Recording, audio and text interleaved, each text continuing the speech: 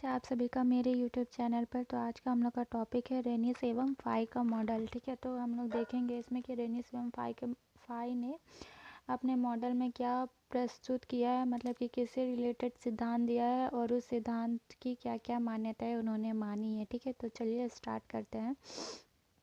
Lewis के असीमित श्रम पूर्ति सिद्धांत में लुईस कृषि क्षेत्र में वृद्धि का संतोषजनक विश्लेषण कर पाने में असमर्थ रहे।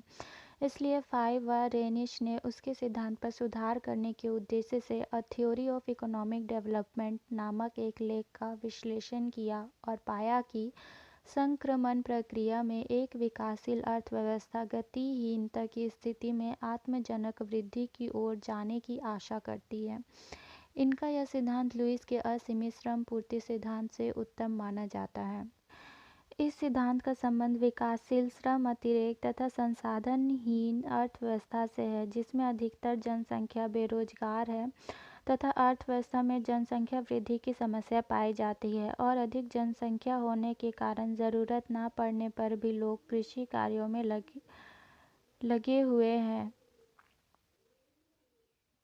यहाँ कृषि रहित व्यवसाय पाए जाते हैं जहाँ पूंजी का कम उपयोग होता है। इसमें एक सक्रिय तथा गत्यात्मक औद्योगिक क्षेत्र भी है। विकास से आशय यह है कि कृषि क्षेत्र से लोगों को औद्योगिक क्षेत्र की ओर विस्थापित किया जाए और केवल उन्हीं लोगों को विस्थापित किया जाए जो कृषि कार्यों में केवल नाम मात्र के लगे हुए हैं। तो लुईस का सिद्धांत इससे पहले हम लोगों ने पढ़ा था। तो लुईस ने जो अपना सिद्धांत दिया था, उन्होंने बताया था कि श्रम की मात्रा अधिक होती है जो कि खेतों मतलब कि कृषि कार्यों में अधिकतर देखी जाती है। तो उस श्रम को हम लोग को दूसरे औद्योगिक क्षेत्रों में विस्थापित कर देना चाहिए, पूंजीवादी जो क्षेत्र होता है वहाँ पे विस्थापित कर देना चाहिए ताकि उसका सही तरीक़ा से यूटिलाइज किया जा सके। ठीक है, तो लुईस का जो सिद्धांत था वो क्या था, असीमित श्रम पूर्ति सिद्धांत से रिलेटेड था और वो कृषि क्षेत्र में वृद्धि का मतलब क्या संतोषजनक विश्लेषण यानी कि नहीं दे पाए थे, जिस कारण से रेनिस एवं फाई ने अपना मॉडल प्रस्तुत किया और उन्होंने a theory of economic development नामक एक लेख का अध्ययन किया और उससे रिलेटेड अपना जो मॉडल है वो प्रस्तुत किया। ठीक है, जिस प्रकार हर सिद्धांत की कुछ न कुछ मान्यताएं होती है, ठीक उसी प्रकार इस सिद्धांत की भी कुछ मान्यताएं हैं। ठीक है, पहला है अर्थव्यवस्था में दो क्षेत्र हैं, कृषि तथा औद्योगिक क्षेत्र। कृषि क्षेत्र परंपरागत तथा गतिहीन है, वहीं औद्योगिक क्षेत्र सक्रिय है। ठीक है, इन्होंने क्या माना है कि अर्थव्यवस्था में दो क्षेत्र हैं, कृषि और औद्योगिक क्षेत्र। और कृषि क्षेत्र में इन्होंने माना है कि वहाँ पे पुराने या परंपरागत तरीक़ों से खेती की जा रही है, नए तरीकों को नहीं अपनाया जा रहा है, जिस कारण से वो क्या है, गतिहीन है। वहीं औद्योगिक क्षेत्र क्या है, सक्रिय है, यानी कि उसमें उत्पादन होता ही जा रहा है, जिस कारण से वो सक्रिय है। कृषि क्षेत्र का उत्पादन केवल भूमि तथा श्रम का फलन है। ठीक है, तीसरा है भूमि के सुधार के अतिरिक्त कृषि में पूंजी का संचय नहीं होता है। चौथा है भूमि की पूर्ति स्थिर है। पांचवा है यदि जनसंख्या उस मात्रा से अधिक होती है जहां श्रम की सीमांत उत्पादकता शून्य बन जाती है, तो श्रम को कृषि उत्पादन में हानि के बिना औद्योगिक क्षेत्र में स्थानांतरित किया जा सकता है। यानी कि अगर कृषि में अधिक जनसंख्या पाया जा रहा है जहां उसकी ज़रूरत नहीं है, तो उसको क्या होगा, औद्योगिक क्षेत्र में वो लोग स्थापित कर देगा या प्रतिस्थापित कर देगा। ठीक है, छठा है कृषि कार्य में पैमाने के स्थिर प्रतिफल पाए जाते हैं जिसमें श्रम एक परिवर्ती साधन है। सातवां है औद्योगिक क्षेत्र का उत्पादन केवल पूंजी तथा श्रम का फलन है, भूमि की उत्पादन के साधन के रूप में कोई भूमिका नहीं है। आठवां जनसंख्या की वृद्धि को बहिर्जात के रूप में माना गया है। नौवां है औद्योगिक क्षेत्र में वास्तविक मजदूरी स्थिर रहती है, यहाँ कृषि क्षेत्र का प्रारंभिक वास्तविक आय के बराबर होती है, जिसे संस्थानिक मजदूरी कहते हैं। ठीक है, दसवां है दोनों क्षेत्रों में श्रमिक केवल कृषि वस्तुओं का उपभोग करते हैं। इन मान्यताओं के आधार पर फाई एवं रेनिस ने अर्थव्यवस्था के विकास को 3 अवस्था में बांटा है। ठीक है, तो देखते हैं कि पहला अवस्था क्या है। ठीक है, पहला अवस्था इसमें यह बताया गया है कि कृषि क्षेत्र में अदृश्य बेरोजगार श्रमिक लगे बढ़ लगे रहते हैं जो कृषि उत्पादन में कोई वृद्धि नहीं करते और निरंतर संस्थानिक मजदूरी दर पर औद्योगिक क्षेत्र में स्थानांतरित कर दिए जाते हैं। इसको उन्होंने चित्र के द्वारा स्पष्ट रूप से समझाया है। तो पहला अवस्था में इन्होंने बताया है कि कृषि क्षेत्र जो है वहाँ पे क्या होता है कि अदृश्य बेरोज़गार श्रमिक लगे रहते हैं, मतलब कि जिन लोग को ज़रूरत भी नहीं रहता है वो लोग भी वहाँ पे काम करते हुए रहते हैं। तो उन लोग को क्या है कि संस्थानिक मजदूरी दर पर उन लोग को औद्योगिक क्षेत्र में ये लोग काम पर लगा देता है। ठीक है, इसको उन्होंने चित्र के द्वारा दर्शाया है। तो ये इसका फिगर,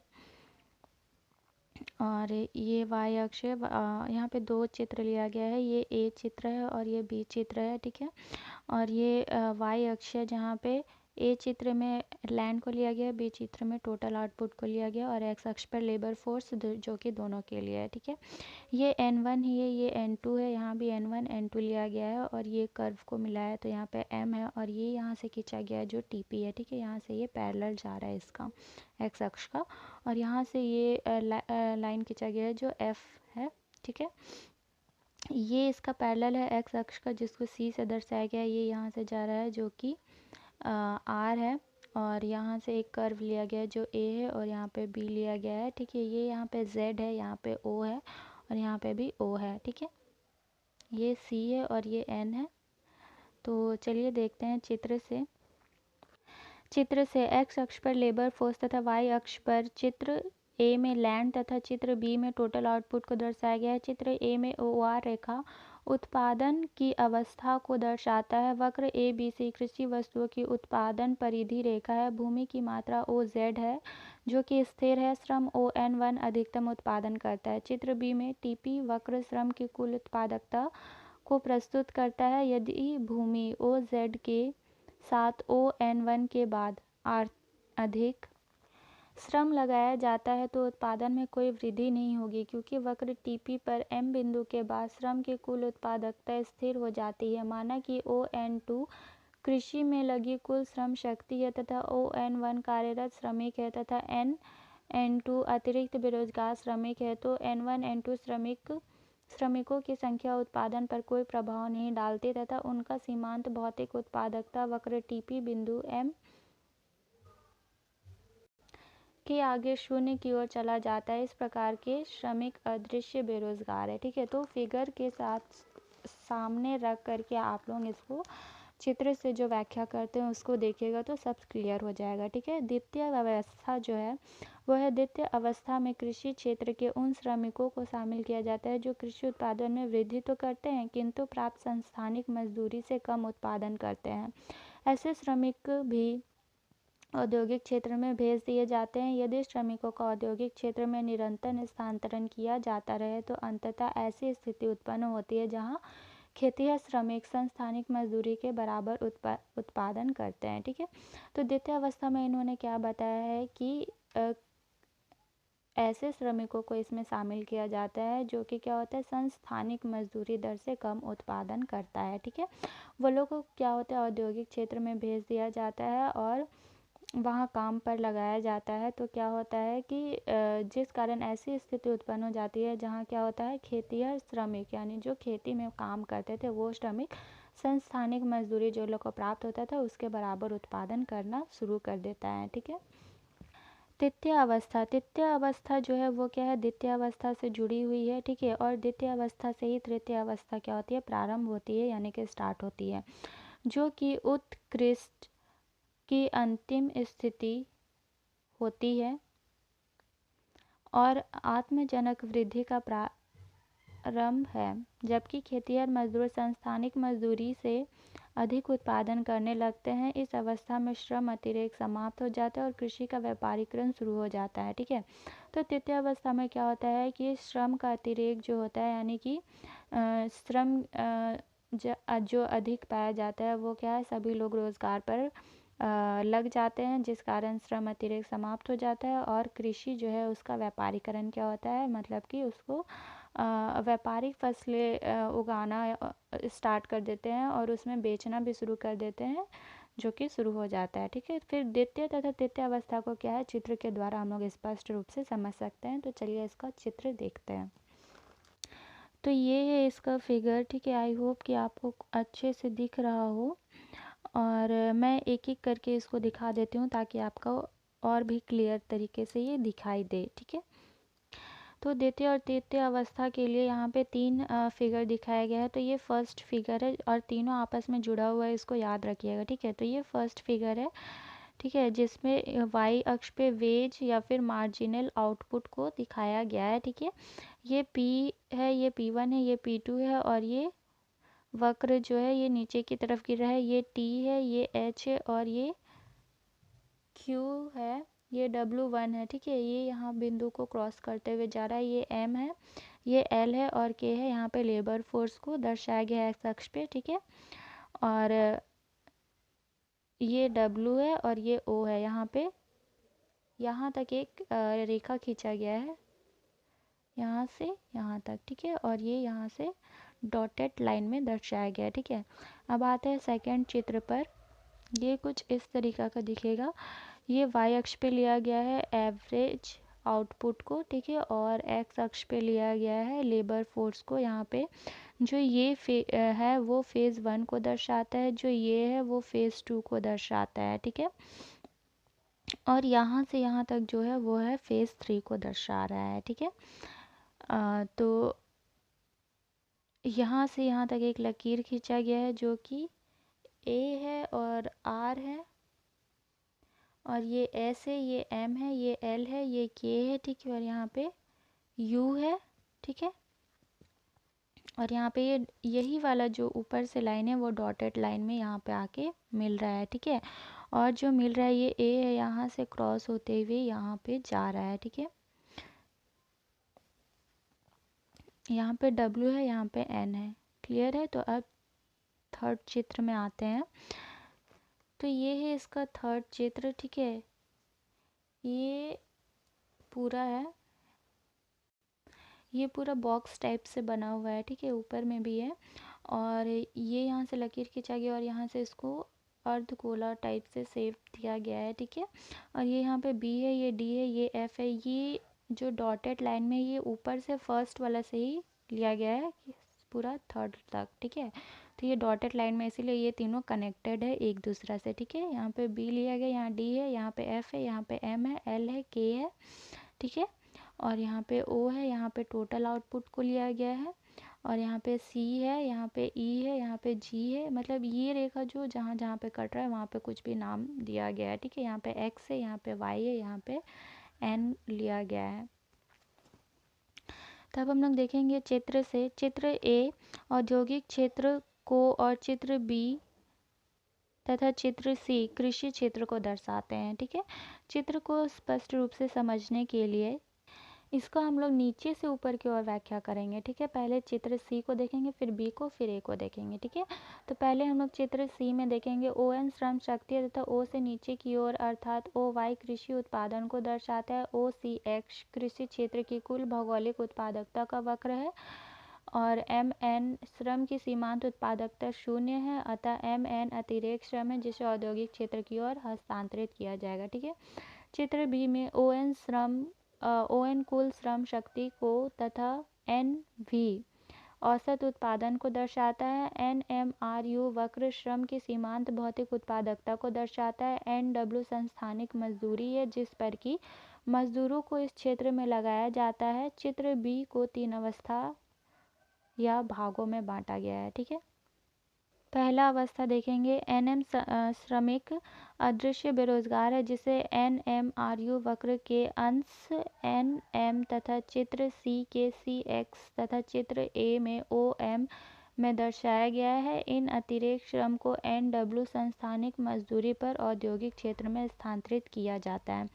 अवस्था 2 है M के कृषि मजदूर कुछ सीमा तक अदृश्य बेरोजगार है जिनको औद्योगिक क्षेत्र में स्थानांतरित किया जा सकता है जब ML तथा L के मजदूरी धीरे धीरे औद्योगिक क्षेत्र में स्थानांतरित हो जाते हैं। अवस्था 3 है NW संस्थानिक मजदूरी पर ASO वक्र घटते हुए सीमांत उत्पादकता को प्रदर्शित करती है, ठीक है।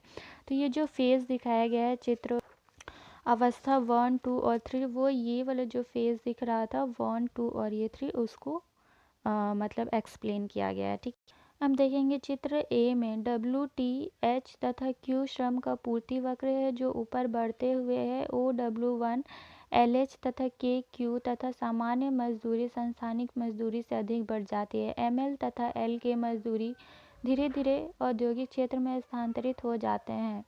टी से ऊपर की ओर श्रम के पूर्ति वक्र डब्ल्यू टी डब्ल्यू वन पर गति लुईस का मोड़ बिंदु कहलाता है। के क्यू से ऊपर बढ़ती हुई सामान्य मजदूरी पर मजदूरों को कृषि क्षेत्र से औद्योगिक क्षेत्र में भेज दिया जाएगा। यह कृषि क्षेत्र में अतिरिक्त श्रम को समाप्त करता है जिसका पूरी तरह व्यापारीकरण हो जाता है। ठीक है, जिस प्रकार हर सिद्धांत की कुछ न कुछ आलोचनाएं होती है, इस सिद्धांत की भी कुछ आलोचनाएं हैं। तो चलिए इसकी आलोचनाएं देखते हैं। पहला है भूमि की पूर्ति का स्थिर न होना। फाय तथा रेनिस यह धारणा लेकर चलते हैं कि विकास प्रक्रिया के दौरान भूमि की पूर्ति स्थिर होती है, परंतु दीर्घ अवधि में फसल एकड़ उत्पत्ति का अध्ययन करने पर यह पाया गया है कि भूमि की मात्रा स्थिर नहीं रहती है। दूसरा, संस्थानिक मजदूरी का एमपीपी से अधिक न होना। यह मॉडल इस धारणा पर आधारित है कि विकास प्रक्रिया की अवस्था 1 तथा 2 के दौरान संस्थानिक मजदूरी स्थिर होती है तथा एमपीपी से ऊंची होती है। इस मान्यता के पक्ष में कोई आनुभविक प्रमाण नहीं है। वास्तव में श्रम अतिरेक अल्प विकसित देशों में कृषि श्रमिकों को दी जाने वाली मजदूरी एमपीपी से काफ़ी कम होती है। तीसरा है कृषि क्षेत्र में संस्थानिक मजदूरी का स्थिर न होना। इस सिद्धांत की धारणा है कि कृषि उत्पादकता में वृद्धि होने के बावजूद पहली 2 अवस्थाओं में संस्थानिक मजदूरी स्थिर रहती है। यह अत्यधिक अवास्तविकता है क्योंकि कृषि उत्पादन में सामान्य वृद्धि के कारण फॉर्म मजदूरी बढ़ने लगती है। चौथा है बंद मॉडल। फाय तथा रेनिस के अनुसार व्यापार की शर्तें दूसरी अवस्था में औद्योगिक क्षेत्र के विरुद्ध कार्य करती हैं जब कृषि उत्पादन घटता है और कृषि वस्तुओं की कीमतें बढ़ती हैं।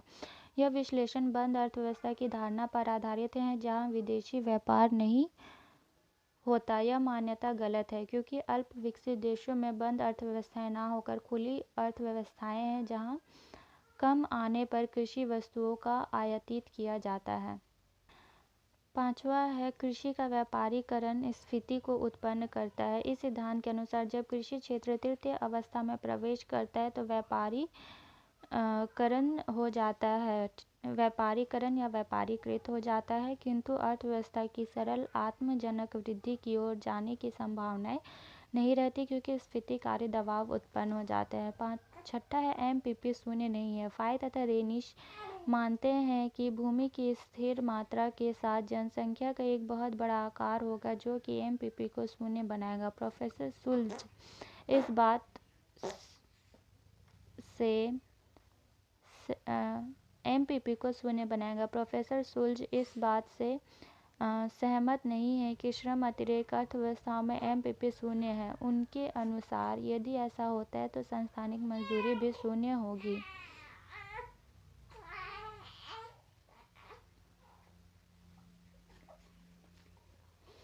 श्रम अतिरेक देशों के आर्थिक विकास के लिए फाय तथा रेनिस के इस मॉडल की ये कमियां किसी भी प्रकार इसके महत्व को कम नहीं करती हैं। इस सिद्धांत की मुख्य श्रेष्ठता यह है कि यह अल्प विकसित देशों में पूंजी के संचय के लिए कृषि वस्तुओं के महत्व को प्रकट करता है। तो फाय तथा रेनिस का मॉडल हम लोग का यहीं पे समाप्त होता है।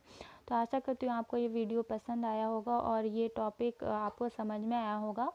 और मिलते हैं नेक्स्ट वीडियो में नेक्स्ट टॉपिक के साथ। तब तक वीडियो को लाइक करें, शेयर करें और सब्सक्राइब करें।